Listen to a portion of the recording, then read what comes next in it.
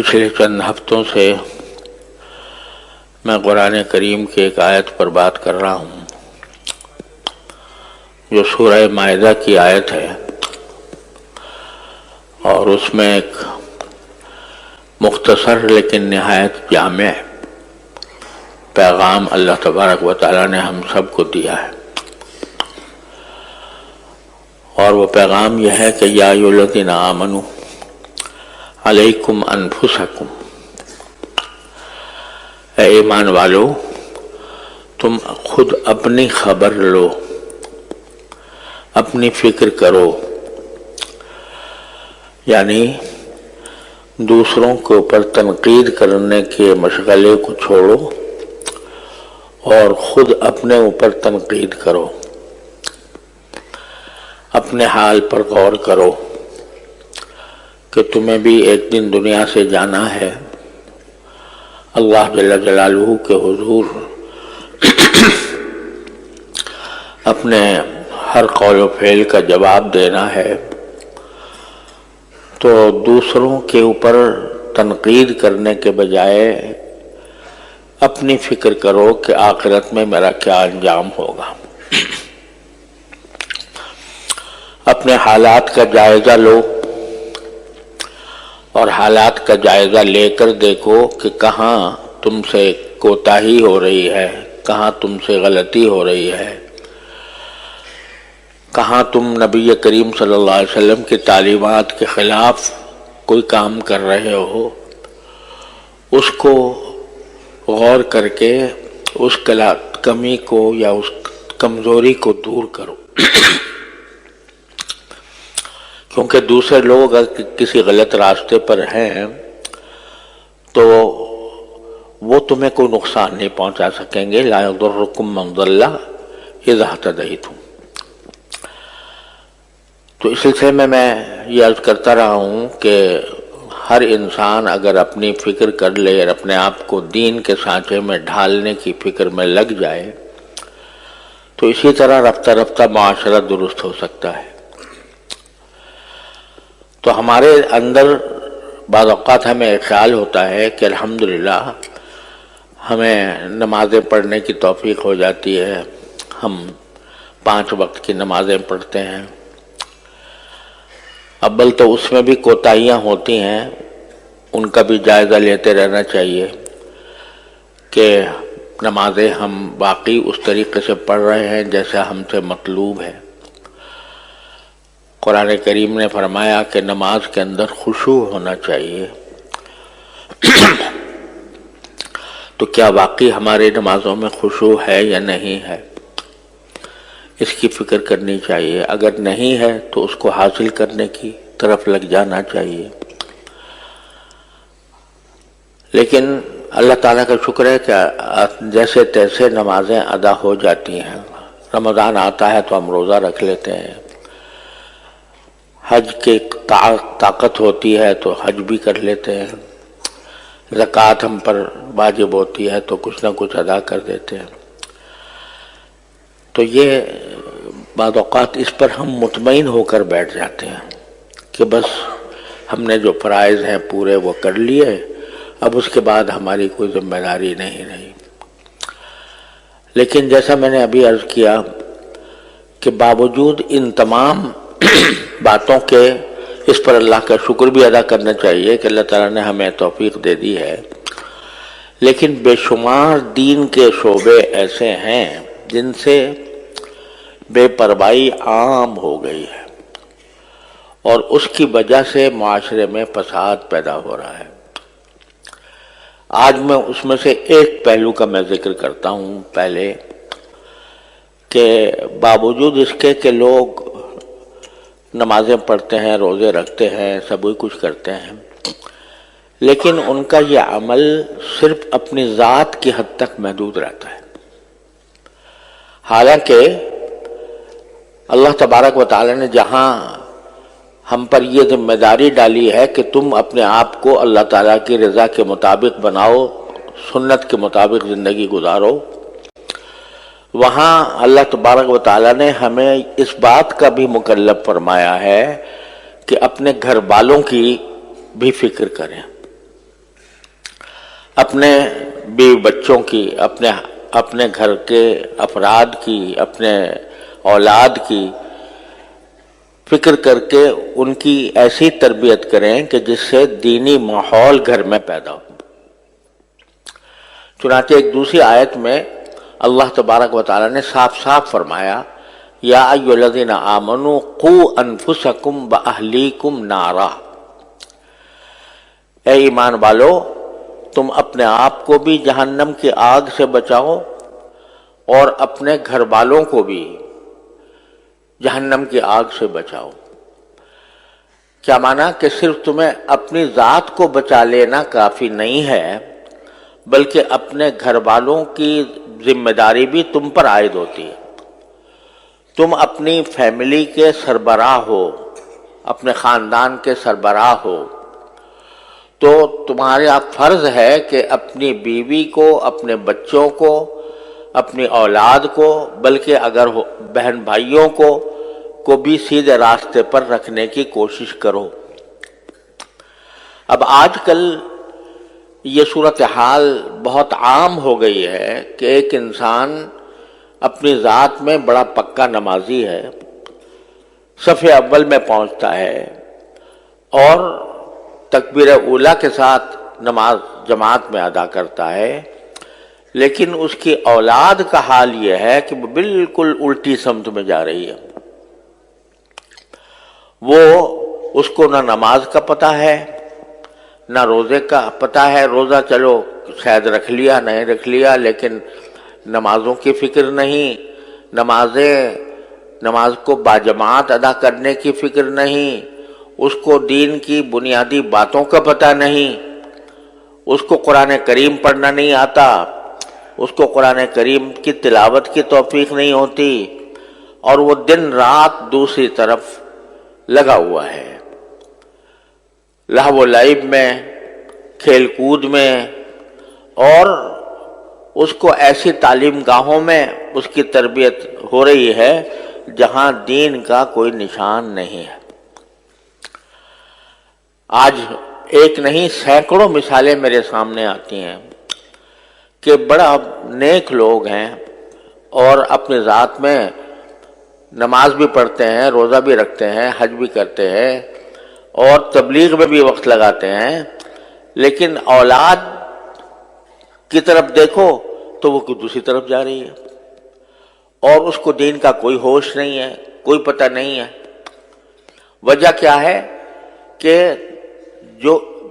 ایک انسان کے ذمے اپنے اولاد کی تعلیم و تربیت کی جو ذمہ داری ہے اس کا احساس نہیں۔ وہ سوچتے ہیں کہ بھئی ہم نے تو اپنا کر لیا، اب یہ نئی نسل ہے، نئے بچے ہیں، نیا ماحول ہے، یہ دنیا کے معاملات کے اندر یہ جانے اور ان کا کام جانے، اس کی طرف توجہ نہیں ہوتی۔ نتیجہ یہ ہے کہ مثلاً آج کل اس بات کو بڑا معیار فخر سمجھا جاتا ہے کہ ہم نے اعلیٰ تعلیمی اداروں میں ان کو تعلیم دلوائی ہے، ایسے اسکولوں میں تعلیم دلوائی ہے کہ جہاں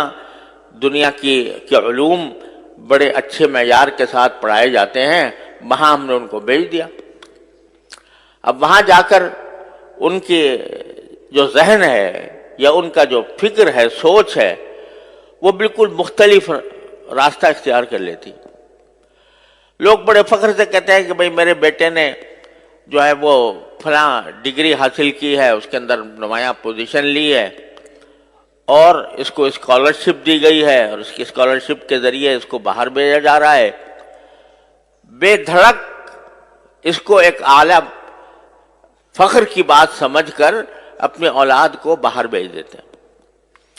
اور باہر بھیجنے کے بعد وہ اولاد پھر بعد میں خود روتے ہیں کہ یہ ہمارے ہاتھ سے نکل گئی۔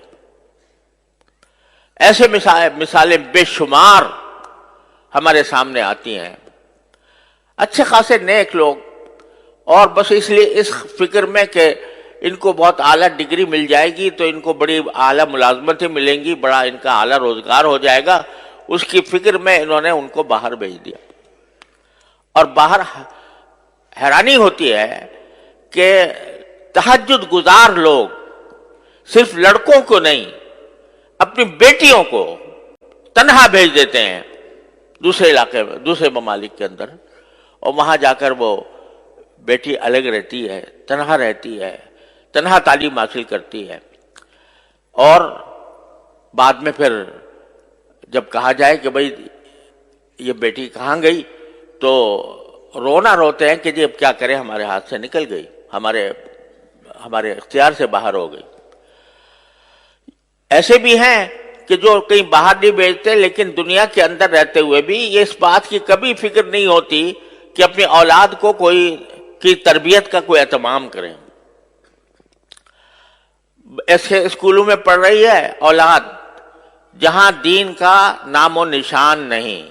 ایک مشکل سے ایک اسلامیات کا گھنٹہ ہوتا ہے، وہ بھی اسلامیات کے گھنٹے میں کوئی نہ ان کو یہ پتہ چلتا ہے کہ وضو کب کرنا چاہیے، کیسے کرنا چاہیے، نہ ان کو یہ پتہ چلتا ہے کہ نماز کے کیا طریقے ہوتے ہیں، نہ ان کو قرآن کریم پڑھنا آتا ہے،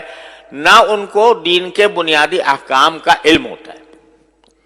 اس کی وجہ سے اولاد جو ہے وہ دین سے بالکل غافل ہو کے رہ جاتی ہے۔ اور آج کل تو سوشل میڈیا کا زمانہ ہے، تو ہر ایک کے ہاتھ میں بچے کے ہاتھ میں ٹیلی فون ہے، اور ٹیلی فون کے اندر جو کچھ خرافات اس کے اندر ہوتی ہے وہ خرافات سے میں ملوث ہوتا ہے، اور وہ ان خرافات کا مقتضا ہی یہ ہے کہ انسان آخرت کو بھول جائے اور دنیا کی فکر کرے، اس میں لگے ہوئے ہیں۔ تو میرے بھائیوں اور عزیزوں، یہ ہم کیا اس پر مطمئن ہو کے بیٹھ گئے کہ بھئی ہم تو نمازی ہیں، الحمدللہ ہم نمازوں کے اندر آتے ہیں، جماعت میں شامل ہوتے ہیں، جمعہ پڑھتے ہیں، اور ہم نمازوں کے ہمیں توفیق ہو جاتی ہے، لیکن اولاد کیسے کہاں جا رہی ہے اس کی طرف فکر نہیں۔ مجھے خود یاد ہے کہ ایک صاحب جو بڑے تہجد گزار تھے اور بڑے ذاکر شاگر بزرگ آدمی، اپنے ایک بیٹے کا تعارف کر رہے تھے، کہتے جی میرا بیٹا ہے، اس نے دیکھو ماشاءاللہ اتنی ڈگریاں حاصل کی ہیں، اور اس نے فلاں معاملات میں اس نے پوزیشنیں لی ہیں، اور یہ بہت اعلیٰ ملازمت پر بھی لگ گیا ہے، یہ ساری اس کے اندر خوبیاں ہیں، البتہ ذرا تھوڑا سا بے دین ہو گیا، کیا مانا کہ یہ ساری باتیں تو بہت اعلیٰ درجے کی ہیں، لیکن ایک چھوٹی سی خرابی ہے کہ بے دین ہو گیا، العیاذ باللہ العلی العظیم۔ گویا بے دین ہونا یہ کوئی ایسی معمولی سی بات ہے جیسے کوئی آدمی یہ کہے کہ بھئی اس کے اندر ساری خوبیاں ہیں لیکن چھوٹی سی ایک بات ہے مکروہ درجے کی، معمولی سی، وہ یہ کہ بے دین ہو گیا۔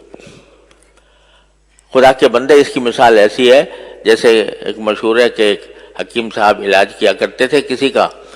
تو وہ علاج میں اس کے کبھی کوئی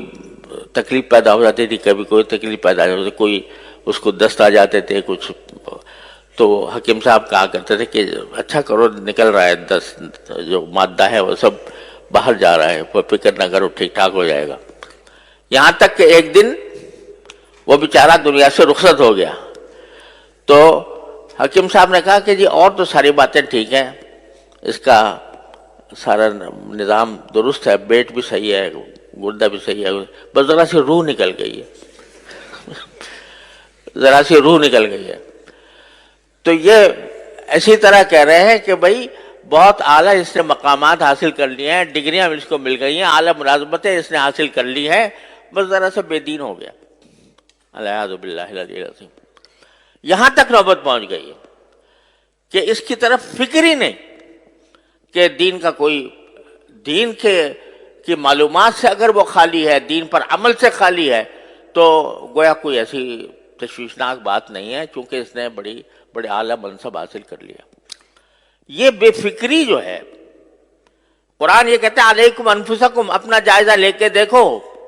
تو اپنا جب جائزہ لوگے تو تمہارے ذمے جو فرائض عائد ہیں ان میں بہت بڑا فریضہ تمہاری اولاد کا ہے کہ تمہاری اولاد وہ صحیح راستے پر چلے، اور اگر وہ بے راہ ہوتی ہے، غلط راستے پر جاتی ہے، تو صرف یہ نہیں کہ اس کو پکڑا جائے گا، تمہاری بھی پکڑ ہوگی۔ بعض لوگ مثال یہ دیتے ہیں کہ بھئی کیا کریں، اولاد تو ہمارے قبضے میں ہے نہیں، حضرت نوح علیہ السلام کا بیٹا بھی کافر ہو گیا تھا، لہذا نوح علیہ السلام کا بیٹا اگر کافر ہو گیا تھا اس کی ذمہ داری حضرت نوح علیہ السلام پر تو نہیں آتی، تو ہم بھی اگر، ہمارا بیٹا بھی اگر، ہماری اولاد بھی اگر غلط راستے پر جا رہی ہے تو ہماری کیا پکڑ ہو؟ خوب سمجھ لو کہ نوح علیہ السلام کا بیٹا جو کافر ہو گیا تھا، کافر رہا، کافر مرا، وہ 950 سال نوح علیہ السلام نے اس کے لیے کوشش کی، 950 سال۔ پھر بے شک جب آدمی ساری کوشش کر کے عاجز ہو گیا تو پھر بے شک اللہ تعالیٰ کے ہاں اس کی معافی ہوگی۔ لیکن آپ نے کتنے دن صرف کیے، کتنا وقت آپ نے اس کام پر لگایا کہ اپنی اولاد کو صحیح راستے پر رکھیں؟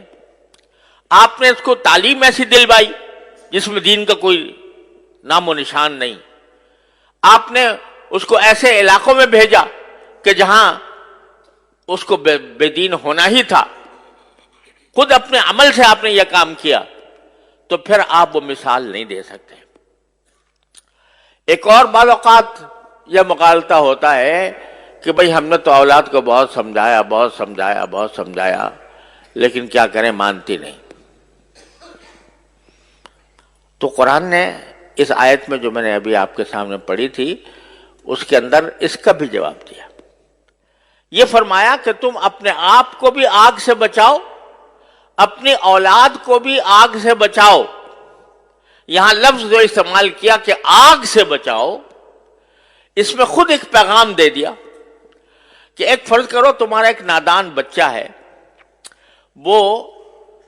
آگ کی طرف بڑھ رہا ہے، دنیا کی آگ کی طرف جا رہا ہے، آگ کی طرف، اور خطرہ ہے کہ وہ آگ کے اندر جا کر جل جائے گا، تو کیا تم صرف زبانی فہمائش پر اکتفا کرو گے؟ یعنی صرف اس بات پر اکتفا کرو گے کہ بیٹا یہ آگ ہے، اس میں جل جاؤ گے، مت جانا اس میں، اور کہہ کے فارغ ہو جاؤ گے؟ اور اگر وہ آگے بڑھتا رہے تو کیا یہ کہو گے کہ بھئی ہم نے تو بہت سمجھایا، جا ہی رہا ہے آگ کی طرف؟ کوئی باپ اس کو آگ کی طرف جاتے دیکھ کر صرف زبانی جمع خرچ پر اکتفا نہیں کر سکتی، آگے بڑھ کر اس کو گود میں لے کر اس کو وہاں سے ہٹائے گی۔ تو کوشش وہ معتبر ہے کہ جو جس طرح دنیا کی آگ سے تم ایک اپنی نادان اولاد کو بچاتے ہو، اس طرح اتنی ہی اہمیت کے ساتھ اس کو جہنم کی آگ سے بچانے کی فکر کرو۔ اس کے لیے ضرورت ہے کہ تم اپنے گھر میں ماحول ایسا پیدا کرو، بچوں کو ایسی تعلیم دو، جب تک کہ بچہ قرآن کریم نہ سیکھ لے، قرآن کریم اس کو پڑھنا نہ آ جائے، اس وقت تک کسی اور کام میں اس کو مت ڈالو۔ ہمارے ہاں الحمدللہ مسلمانوں کی تاریخ یہ ہے کہ سب سے پہلی تعلیم جو بچے کو دی جاتی تھی وہ قرآن کریم کی ہوتی تھی، ناظرہ ہی صحیح، لیکن ناظرہ قرآن کریم بھی انسان کی زندگی میں انقلاب برپا کرتا ہے۔ اگر صحیح طریقے سے ناظرہ پڑھ لے نا بچہ تو اس کے دل میں ایمان کا بیج پڑ جاتا ہے، اور پھر آگے وہ ایمان کا بیج اس کو بہت سی برائیوں سے روکتا ہے۔ تو جب تک اس بات کا یقین نہ ہو جائے کہ میرا بچہ قرآن کریم پڑھنے کے قابل ہے، اس وقت تک اس کو آگے نہ بھیجو۔ اب ہمارے یہاں وزیر تک بن گئے ہیں لوگ، اور جب ان سے کہا گیا قل ہو اللہ پڑھ لو تو قل ہو اللہ پڑھنے نہیں آ رہا۔ تو وہ در حقیقت یہ اس لیے کہ ہم نے ہمارے ذہن سے دین کی تعلیم و تربیت کی اہمیت ہی ختم ہو گئی۔ ہمارے دل میں اس کی اہمیت ہی نہیں ہے کہ ہمارا بچہ جو ہے وہ دین کی معلومات، دین کا علم حاصل کرے۔ نہ صحیح. ٹھیک ہے, ہم نے یہ نہیں کہتے کہ آپ ہر ایک کو عالم دین بناؤ, ہر ایک کا عالم دین بننا بھی فرض نہیں ہے کہ آپ پورا درس نظامی پڑھاؤ 8 سال تک. لیکن اگر کم از کم جو انسان کے ذمہ فرض عین ہے اس کا علم تو بچے کو ہر حال میں ہونا چاہیے, اور اس کے لیے کسی ایسی درسگاہ, الحمدللہ اب ایسی درسگاہیں موجود ہیں جس میں جو دنیاوی تعلیم کہلاتی ہے وہ بھی الحمدللہ اس میں پڑھائی جاتی ہے, اور اس کے ساتھ ساتھ اس کو مسلمان بنانے کی بھی فکر ہوتی ہے, اس کو دینی معلومات بھی فراہم کی جاتی ہے. ایسی درسگاہوں کے اندر اس کو بھیجو. جب تم خود ایسے درسگاہوں میں بھیج دو گے جہاں پر الحاد اور بے دینی کا چرچا ہے تو پھر وہ اس کی ذمہ داری تمہارے اوپر عائد ہوتی ہے کہ تم نے ایسی جگہ بھیجا کیوں. اور دوسری بات یہ کہ اگر فرض کرو کہ کوئی بچہ آپ نے کسی درسگاہ میں بھیجا, کسی اسکول میں بھیجا, وہاں پر دین کی معلومات اس کو حاصل نہیں ہو رہی, دین کا علم اس کو حاصل نہیں ہو رہا, تو کم از کم اتنا تو کر لو کہ اپنے گھروں کے اندر تھوڑا سا وقت اپنے بچوں کے ساتھ ایسا نکالو جس میں کچھ دین کی معلومات بچوں کو فراہم کی جائیں. کم از کم سیرت طیبہ, نبی کریم سرور دو عالم صلی اللہ علیہ وسلم کی سیرت طیبہ سب مل کر گھر والے بیٹھ کر تھوڑا سا وقت نکال کر اس میں پڑھیں. اس سیرت طیبہ میں نبی کریم صلی اللہ علیہ وسلم کے حالات زندگی بھی ہیں, اس میں نبی کریم صلی اللہ علیہ وسلم کے اخلاق بھی ہیں, آپ کی معاشرت بھی ہے, آپ کے سکھائے ہوئے آداب بھی ہیں, وہ سارے کے سارے اکٹھے بیٹھ کر پڑھیں. اس میں کیا مشکل کام ہے؟ رات کو تھوڑا سا وقت سونے سے پہلے اپنے سارے بچوں کو جمع کر کے اور اس میں خود نبی کریم صلی اللہ علیہ وسلم کی سیرت طیبہ کی کوئی کتاب پڑھ لو سب بیٹھ کے, اور اس کے اندر نبی کریم صلی اللہ علیہ وسلم کی سنتیں بھی اس میں بیان ہوں گی. ایک کتاب ہے اسوہ رسول اکرم صلی اللہ علیہ وسلم, میرے شیخ حضرت عارفی قدس اللہ تعالیٰ سرہ کی کتاب ہے, وہ سامنے رکھ لو, اس کو تھوڑا تھوڑا کر کے پڑھو اور سب اس کے کو سنیں, اس کو سمجھے, تو کم از کم گھر کے ماحول کے اندر ایک ایسا مدرسہ قائم ہو جائے گا. اور یہ اصل مدرسہ ہے. نبی کریم صلی اللہ علیہ وسلم کے عہد مبارک میں کوئی باقاعدہ مدرسہ نہیں ہوتا تھا, صفہ تھا جس میں صحابہ کرام مختلف علاقوں سے آ کر تھوڑے سے پڑھ گئے تھے, وہ انہوں نے تو اپنے آپ کو خاص کر لیا تھا اس کے لیے. لیکن ہر صحابی کا اپنا گھر خود مدرسہ تھا دین کا. ہر صحابی کے گھر میں تذکرے نبی کریم صلی اللہ علیہ وسلم کی سنت کے ہوتے تھے, آپ کی سیرت کے ہوتے تھے. اس کے نتیجے میں جو اولاد پیدا ہو رہی تھی وہ اولاد بھی سیرت اور سنت کے سانچے میں ڈلی ہوئی تھی. اس میں کیا مشکل کام ہے؟ میں کہتا ہوں 15 منٹ نکال لو, صرف 15 منٹ روزانہ, اور اس میں نبی کریم سرور دو عالم صلی اللہ علیہ وسلم کی سیرت طیبہ پر مشتمل کوئی کتاب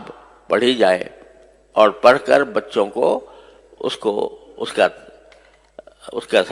علم دیا جائے سیرت طیبہ کا. اور پھر سیرت طیبہ کے ساتھ جو بنیادی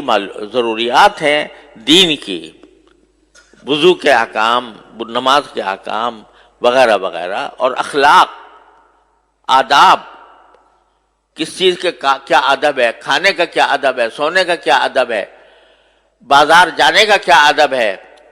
خرید و فروخت کا کیا ادب ہے, یہ ساری باتیں رفتہ رفتہ روزانہ کر کے اگر 15 منٹ بھی روزانہ ہر انسان, ہر مسلمان نکال لے اور اپنے اولاد کی اس طرح تربیت کرنے کی فکر کرے تو انشاءاللہ اللہ تعالیٰ کی رحمت سے ایک انقلاب آ جائے گا. لیکن چونکہ فکر نہیں تو اس کی وجہ سے یہ چھوٹا سا کام بھی نہیں ہو پا رہا. اور قرآن اسی کی طرف متوجہ کر رہا ہے کہ تم ساری دنیا کے اوپر تنقید کرتے ہو کہ فلاں جگہ یہ ہو رہا ہے, فلاں جگہ یہ ہو رہا ہے, سیاسی ماحول کے اندر